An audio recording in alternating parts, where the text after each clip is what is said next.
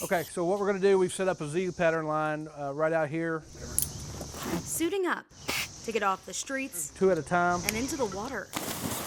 There's nothing down there. We didn't throw anything in for you to find. Monthly trainings like this We're gonna go up and then back. are necessary to make sure a diver's skills aren't muddied, much like the water they're swimming in. Absolutely everything we do in the rivers by feel. Very rarely will we have any kind of visibility. Watch as our camera drops below the surface.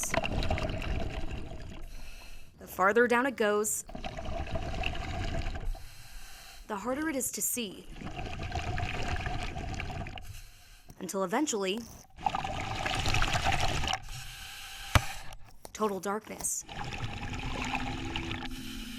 How far can these divers see in front of them?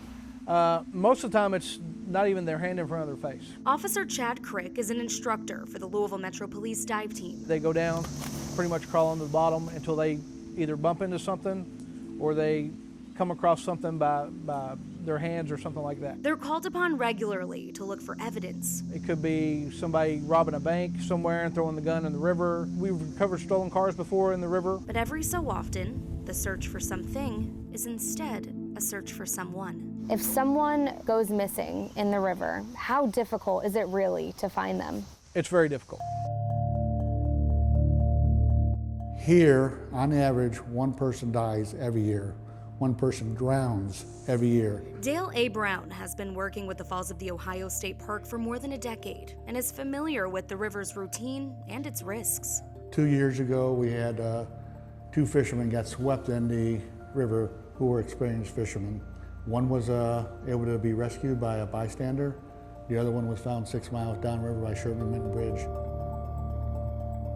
I had spoke with him that morning. He had just bought a boat. Josh Lunsford was a friend to Donnie Watson for 6 years.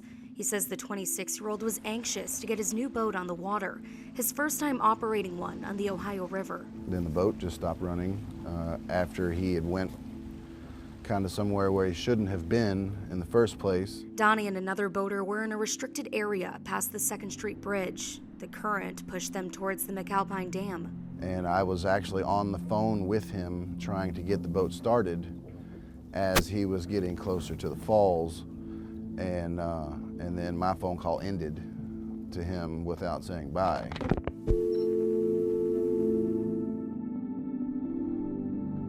At the time, officials said the men quickly put their life jackets on before they were thrown overboard.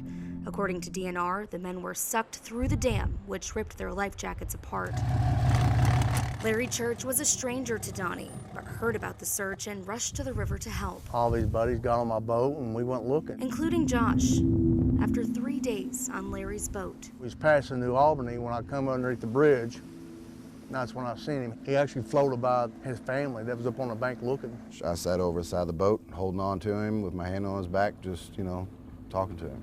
Larry says he's helped recover 6 people from the Ohio River. He relies heavily on his sonar technology. And so does LMPD. So the surface would be up here, and then right here would be the bottom of the river. Officer Crick says this sonar spots objects directly under the boat. He showed us what the divers who were training looked like on the bottom of the river. I think the bubbles are distorting it.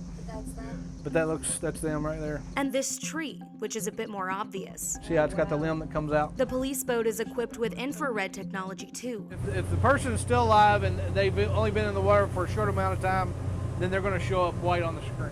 He says the cameras are an especially important tool when conditions are too dangerous for the divers. There has been, several missions that we've, you just feel helpless because there's, the environmental conditions will not allow you to do what you need to do to complete the mission, and you have to go with what the environment gives you. They want to find that person to return them to their family, and that weighs on them heavily. It's why last seen points need to be accurate if there's a chance for this unit to find someone. You could spend a lot of time on divers in an area that may not even be the area that you should be searching. And that's happened before. Crick is asking all boaters in this community to be careful. Make sure you have life jackets on. We've never recovered anybody that's had a life jacket on. That goes for even the most experienced on the water. Know your equipment and its capability, and if you're capable of running your equipment right, But down below that dam, you mess up down there, a lot of times you mess up once. You don't get a second time. Larry and Josh keep radios on the boat so they can call for help at any time. Everything about water is awesome. I wouldn't trade it for anything. You just gotta know your stuff. Whether you're on a canoe, whether you're on a pontoon, whether you're just sitting on a dock, you gotta be ready for just about anything.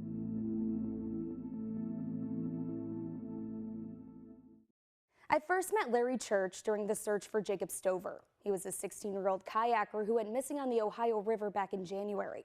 As part of this deeper look at the risks of the river, I also talked to Jake's parents and shared their warnings about the water. You can find that story on our website, WHAS11.com. For Focus, I'm Heather Fontaine.